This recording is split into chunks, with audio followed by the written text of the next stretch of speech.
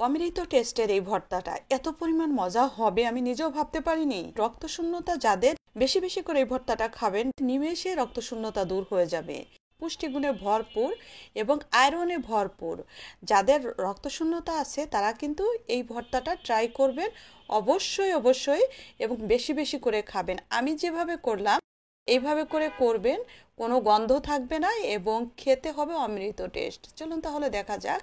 সুপ্রিয় দর্শক, আসসালামু আলাইকুম, সবাইকে ওয়েলকাম। এখানে আমি একটা বিটরুট নিয়েছি। বিটরুটটা অনেকেই চেনেন, আবার অনেকেই চেনেন, এখন অনেকেই চেনেন। গ্রামেও বিটরুটটা চাষ হয় এবং পাওয়া যায়। আর এটা এখন আমি খুব ভালো করে একটা প্লেট দিয়ে ছুলে নিলাম। ছুলে ভালো করে ধুয়ে এখন এটাকে স্লাইস করে করে কেটে নিব। বিটরুটের কিন্তু বেশ একটা গন্ধ আছে, আর এই গন্ধটা দূর করার জন্য কিছু টেকনিক ব্যবহার করব, যেটা ব্যবহার করলে সবাই এই ভর্তাটা খুবই পছন্দ করবেন এবং খেতে টেস্ট হবে অমৃত। এইভাবে করে স্লাইস করে করে পুরো একটা বিটরুট কেটে নিয়েছি। জানেন, 20 টাকা দিয়ে 2টা বিটরুট এনেছি এবং 2টা রেসিপি করেছি, আপনাদের সাথে শেয়ার করব। বিটরুটটা কেটে পরবর্তী স্টেপে চলে আসলাম। সামান্য একটু তেল দিয়ে 1 টেবিল চামচ দিয়ে দিলাম কালো জিরা এবং 2-3 কোয়া রসুন, 5-6টা কাঁচামরিচ, 4-5টা শুকনা মরিচ দিয়ে সব কিছু খুব ভালো করে ভাজা ভাজা করে নিব। আমি এখানে একটু ঝাল বেশি দিয়েছি, আপনারা ঝালটা আপনাদের টেস্ট অনুযায়ী ব্যবহার করবেন।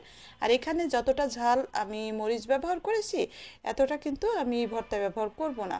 সবগুলো খুব ভালো করে ভাজা ভাজা করে তুলে নিলাম। পরবর্তী স্টেপে চলে আসলাম। বিটরুট কেটে রেখেছিলাম, বিটরুটটা দিয়ে দিলাম, সামান্য একটু পানি দিয়ে দিলাম, এটাকে সিদ্ধ করে নিব। দেখেন এই পর্যায়ে চলে আসছে, পানিটা শুকিয়ে বিটরুট কিন্তু সিদ্ধ হয়ে গেছে। সামান্য একটু লবণ দিয়ে দিলাম এবং সম্পূর্ণ পানিটা শুকিয়ে নিব। আর লবণটা দেওয়াতে যতটা সিদ্ধ হয়েছে আর একটু সফট হয়ে যাবে, যার কারণে লবণটা এখনই ব্যবহার করেছি। আর লবণটা দিয়ে পানিটা শুকিয়ে গেলে সামান্য একটু তেল দিয়ে ভাজা ভাজা করে নিলাম। কেমন একটা গন্ধ, স্মেল আছে হ্যাঁ বিটরুটে। এটার যে এত পরিমাণ গুণ, কিন্তু ওই স্মেলটার কারণে অনেকেই পছন্দ করেন না, কিন্তু আমি যেভাবে করলাম এইভাবে করে করবেন, কোনো স্মেল থাকবে না। তেলে একটু ভাজা ভাজা করে তুলে নিলাম। এখন পাটায় দিয়ে দিলাম। এটা আপনারা চাইলে কিন্তু কোনো গ্রাইন্ডারে করেও পেস্ট করে নিতে পারেন ভর্তাটা, কিন্তু পাটায় বাটা তো মজাই আলাদা, তাই না? যার কারণে আমি পাটায় একটু করে নিলাম। একদম মিহি করে এটাকে বেটে নিব।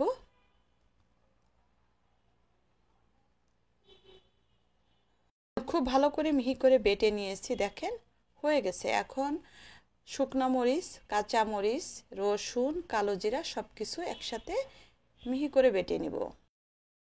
এটাও বাটা হয়ে গেছে, আরও একটু বেটে নিব, একটু ছাবা ছাবা আছে। এখন একটু পেঁয়াজ স্লাইস করে কেটে নেওয়া দিয়ে দিলাম। একটা পেঁয়াজ, ছোট একটা পেঁয়াজ এখানে অ্যাড করেছি। আর পেঁয়াজটা একটু থেতলে থেতলে দিব, একদম মিহি করব না। দেখেন, মানে এর সাথে যদি পেঁয়াজ কুচি দেওয়া হয় ওইভাবে সেট হবে না, যার কারণে একটু থেতে বেটে দিতে হবে। আর দিয়ে দিলাম 1 মুঠো ধনিয়া পাতা, আর এই ধনিয়া পাতাটা ছিল ফ্রোজেন করা। এখন সব কিছু একসাথে খুব ভালো করে মিশিয়ে নিব। দিয়ে দিলাম সরিষার তেল। এখানে 1 চা চামচের একটু বেশি তেল দিয়েছি। আপনারা সরিষার তেলটা যদি চান আরও একটু বেশি দিতে পারেন, চাইলে একটু কমিয়েও দিতে পারেন। সরিষার তেল দিয়ে খুব ভালো করে মাখিয়ে নিয়ে আসলাম।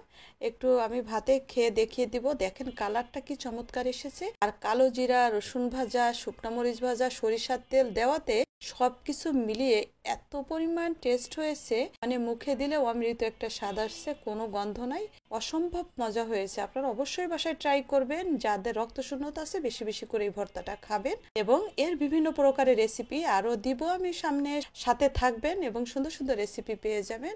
এবং শেয়ার করে রেখে দিবেন টাইমলাইনে। যারা নতুন পেজটা ফলো করবেন, ইউটিউব থেকে দেখছেন, চ্যানেলটা সাবস্ক্রাইব করবেন। সবাই ভালো থাকবেন, সাথে থাকবেন, একটা লাইক করতে ভুলবেন না, কমেন্টস করবেন।